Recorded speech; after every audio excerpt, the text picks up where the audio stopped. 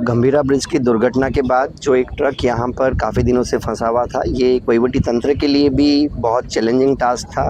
And इसके लिए क्योंकि दूसरे भी जो कंस्ट्रेंट थे, क्योंकि ब्रिज के ऊपर कोई भी लोड यूज़ नहीं किया जा सकता था, ब्रिज की स्ट्रक्चरल इंटीग्रिटी ऑलरेडी अफेक्टेड थी, क्वेश्चनेबल थी।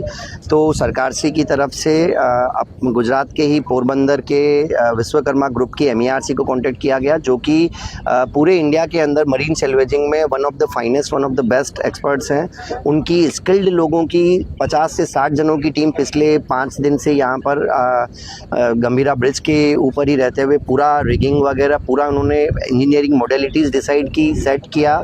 एंड आज टेस्टिंग के टाइम पर ही, टेस्टिंग के साथ साथ जैसे ही टेस्टिंग सक्सेसफुल हुआ, उन्होंने ट्रक को रेस्क्यू किया है। સાંજ સમાચાર ફેસબુક પેજને લાઇક કરો, વિડીયો શેર કરો અને વધુ વિગતવાર સમાચાર માટે sanjsamachar.net વિઝિટ કરો।